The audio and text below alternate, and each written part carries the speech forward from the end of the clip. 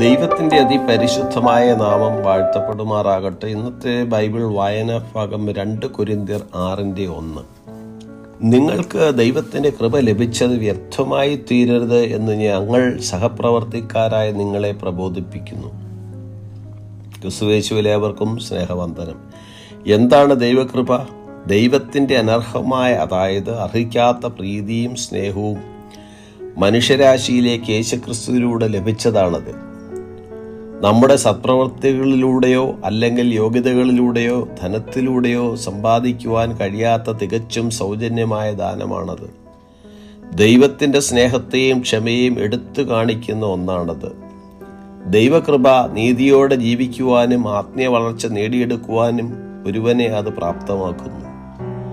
എഫേസ്യ ലേഖനം 2:8 കൃപയാലല്ലോ നിങ്ങൾ വിശ്വാസം മൂലം രക്ഷിക്കപ്പെട്ടിരിക്കുന്നത്, അതിനും നിങ്ങൾ കാരണമല്ല, ദൈവത്തിൻ്റെ ദാനമത്രയാകുന്നു എന്നെഴുതിയിരിക്കുന്നു.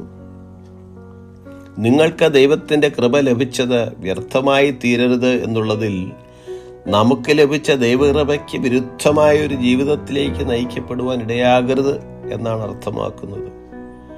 തന്നെയും തൻ്റെ സഹപ്രവർത്തകരെയും കർത്താവിൻ്റെ സഹപ്രവർത്തകരായി വിശേഷിപ്പിക്കുന്ന പൗലോസ്, ദൈവം അവരിലൂടെ മനുഷ്യരോട് സംസാരിക്കുന്നു എന്നും അങ്ങനെ ദൈവത്തോടൊപ്പം അവൻ്റെ പ്രതിനിധികളായി ഒരുമിച്ച് പ്രവർത്തിക്കുന്നെന്നും പ്രബോധിപ്പിക്കുന്നു.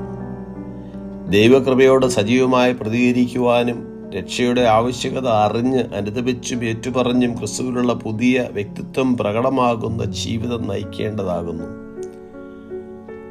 കർത്താവായ യേശു ക്രിസ്തുവിനെ അനുസരിച്ചുകൊണ്ട് നമുക്ക് ലഭിച്ച ദൈവകൃപയെ നിഷ്ഫലമാക്കാതെ മറ്റുള്ളവർക്ക് സത്പ്രവർത്തികൾ ചെയ്തുകൊണ്ട് വിശുദ്ധ ജീവിതം നയിക്കുവാൻ ഏവർക്കും ഇടയായിത്തീരട്ടെ.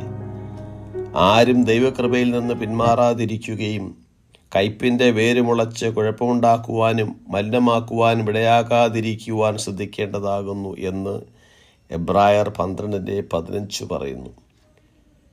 കൊരിന്ത്യ സഭയോടുള്ള അപ്പോസ്തലനായ പൗലോസിൻ്റെ പ്രബോധനം നമുക്കെല്ലാവർക്കും ബാധകമാണ്.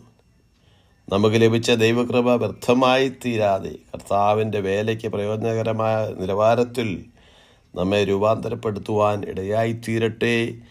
ഈ വചനങ്ങളാൽ ദൈവം നമ്മെ ഏവരെയും അനുഗ്രഹിക്കും. God bless us all.